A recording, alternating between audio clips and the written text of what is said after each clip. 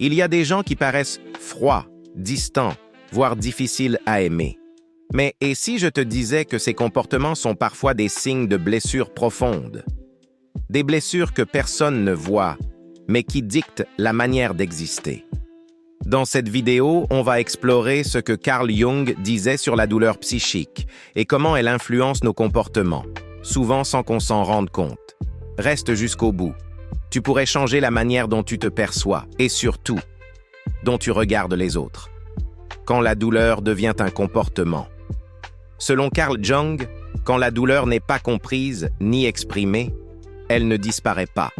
Elle se transforme en distance, en froideur, en méfiance. Ces attitudes que l'on juge parfois dures ou froides sont en réalité des mécanismes de protection. La psyché fait ce qu'elle peut pour survivre à ce qui l'a trop blessée. Elle crée des armures invisibles, cousues fil par fil, avec le fil de la survie émotionnelle. Ce n'est pas leur tempérament, c'est leur histoire. Beaucoup de comportements que l'on pense caractériels ou fermés ne viennent pas d'un trait de personnalité. Ils viennent d'un passé chargé, d'une douleur ancienne qui cherche à ne pas se réveiller. Certaines personnes ne sont pas froides, elles sont en vigilance. Elles ne sont pas difficiles à aimer, elles ont juste appris à se méfier de l'amour. Et souvent, elles ne s'en rendent même pas compte.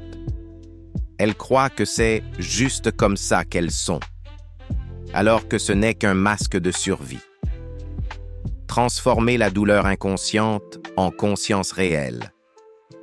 La bonne nouvelle, c'est qu'il est possible de faire de cette douleur une prise de conscience. Jung disait que la douleur est la monnaie avec laquelle l'âme paie sa conscience. Autrement dit, la souffrance, si on l'écoute, peut devenir un chemin vers soi. Regarder nos comportements sans jugement, c'est comme honorer nos cicatrices au lieu de les cacher. Ce n'est plus « qu'est-ce qui ne va pas chez moi ?» c'est « qu'est-ce que j'ai vécu qui m'a poussé à me protéger ainsi ?» Conclusion, moins de culpabilité et plus de compassion. Si tu te reconnais dans ces comportements, ne te juge pas. Tu n'es pas trop dur, tu es blessé et en reconstruction, et si quelqu'un autour de toi agit ainsi, essaie de regarder au-delà de l'apparence. La distance, la froideur, la dureté ne sont pas toujours des murs pour exclure. Parfois, ce sont juste des forteresses construites par nécessité, pas par choix. Et le plus grand acte d'amour, parfois, c'est simplement de comprendre ce que ta douleur dit de toi, selon Carl Jung. Et si, au lieu de demander « qu'est-ce qui ne va pas chez toi ?», Swing, on demandait plutôt « qu'est-ce qui t'est arrivé ?» La souffrance psychique ne disparaît pas, elle se cache, elle devient comportement. Selon Jung, les émotions non exprimées s'organisent en complexes, des noyaux de mémoire affective qui prennent vie sans qu'on s'en rende compte. Prenons un exemple. Quelqu'un rejeté dans son enfance peut, des années plus tard, réagir très fort à un simple silence, un retard de réponse, un regard neutre. Ce n'est pas de l'exagération, c'est la blessure qui parle. Et ces réactions ne sont pas irrationnelles, elles sont logiques dans l'économie intérieure de quelqu'un qui a trop souffert. Mais ce qui commence comme une défense, une armure, peut devenir une prison. La personne ne joue pas la comédie, elle survit. Et à force de survie, elle oublie comment s'ouvrir, comment faire confiance, comment se détendre. L'inconscient, lui, ne distingue pas entre passé et présent. Il reconnaît un schéma émotionnel, une sensation, une ambiance, et il réagit. La guérison commence quand on arrête de juger ses réactions et qu'on commence à les écouter. Quand on comprend que cette méfiance n'est pas un défaut, mais une protection. Et qu'on se dit peut-être doucement, « Aujourd'hui, je n'ai plus besoin d'être seul tout le temps. » Alors l'isolement peut devenir solitude, et la solitude un lieu d'apaisement. Ce n'est pas la fin de la douleur, mais le début d'une relation plus consciente avec elle. Carl Jung ne romantisait pas la souffrance. Il nous invitait à la comprendre, parce que derrière chaque défense se cache une âme qui attend d'être reconnue. Et parfois, le plus grand acte de courage, c'est simplement d'oser se laisser voir un peu plus chaque jour. Certaines personnes, souvent très sensibles, développent une tendance à s'oublier pour prendre soin des autres. Ce n'est pas un simple choix altruiste, c'est un mécanisme profondément inconscient. Elles soignent chez l'autre ce qui est encore ouvert en elles. En accueillant la douleur de l'autre, elles espèrent inconsciemment apaiser la leur, rester silencieuses, enfouies. Avec le temps, cela devient une identité. Je suis celui qui soutient. Pourtant, derrière ce rôle noble se cache souvent une peur, celle d'affronter ses propres blessures. Jung l'explique par la projection. Ce que nous n'arrivons pas à intégrer en nous, nous le projetons dehors. Dans le cas de l'empathie excessive, nous projetons notre propre douleur sur autrui. Cela crée du lien, mais un lien déséquilibré qui peut épuiser. Ainsi naît la codépendance émotionnelle, masquée par la générosité. La personne s'épuise, s'efface, attire des relations où elle donne tout et reçoit peu. Le vrai tournant, c'est quand on comprend que prendre soin de l'autre ne doit pas signifier s'oublier soi-même. Aider ne veut pas dire porter, mais marcher à côté, avec conscience de ses propres limites.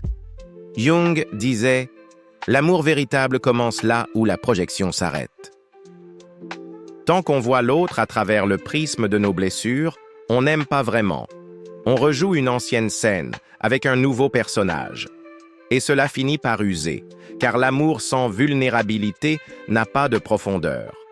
Ce texte nous parle aussi de ces personnes dites fortes, celles qui n'ont jamais eu le choix. Elles ont appris à tenir debout seules, à ne pas déranger, à ne pas montrer leur douleur. Leur force est réelle, mais elle s'est construite dans l'urgence, la survie. Et cette force, si elle n'est jamais soutenue, devient une armure, non seulement contre les autres, mais contre soi-même. Montrer sa vulnérabilité devient presque une trahison de ce parcours silencieux.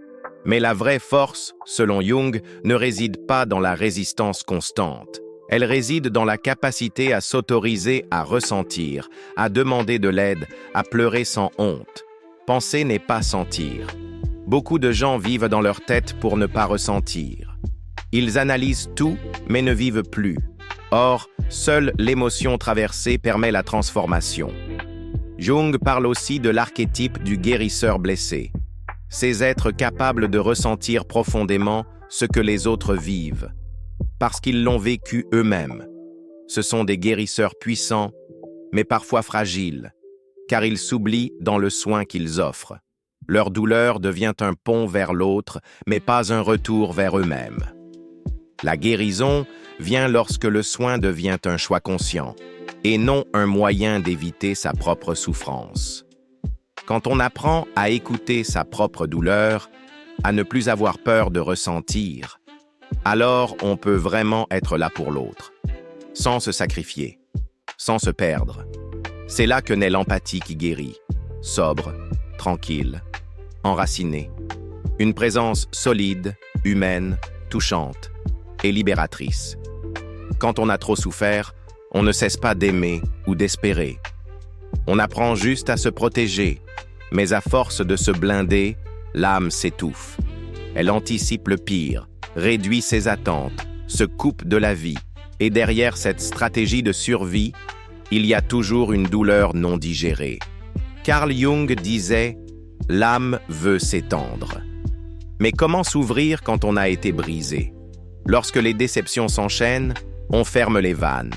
On ne rêve plus trop, on aime avec prudence, on vit en veille.